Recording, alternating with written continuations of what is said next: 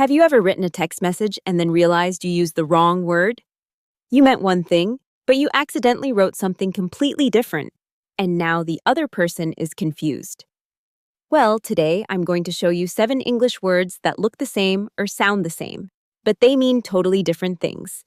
And trust me, even advanced English learners get these wrong.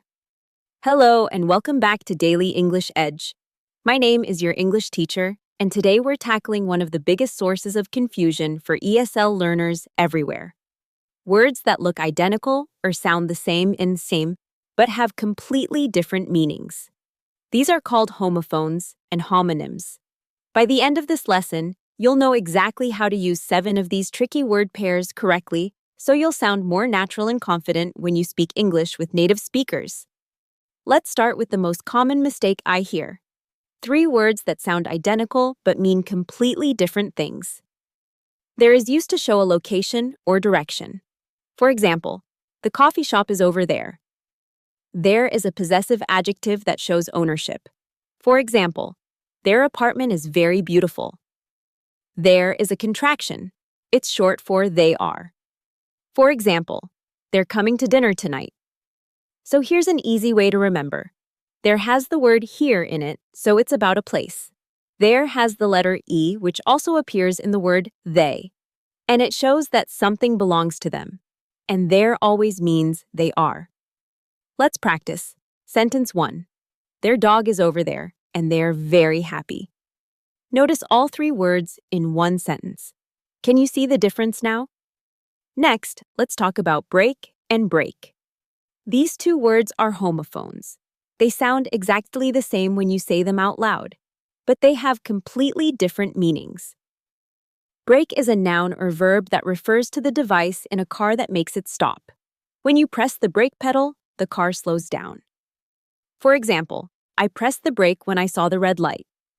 Break, on the other hand, means to damage something or to crack it into pieces. For example, be careful, don't break the glass.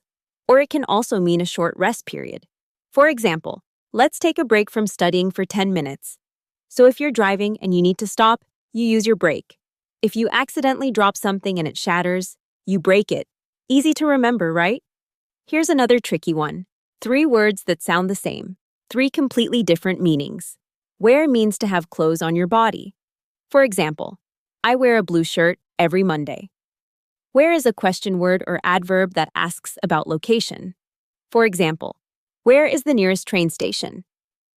Where is a noun that usually appears in compound words like hardware or software, or it can mean goods or merchandise. For example, the shop sells kitchenware. So remember, where is about clothes or having something on you. Where asks when or indicates location, and notice it has the word here inside it. And where is about products or merchandise. Let's try a sentence together. Where do you wear your favorite hat? See how all 3 sound the same but mean different things? These 2 sound identical, but they're used in very different ways. Allowed is the past tense of the verb allow, which means to give permission. For example, my parents allowed me to stay up late on Friday nights. Allowed, on the other hand, is an adverb that means to speak or read out loud so others can hear you. For example, please read the instructions aloud so everyone can understand. Here's a memory trick. Allowed has the letters allow in it, which is about giving permission.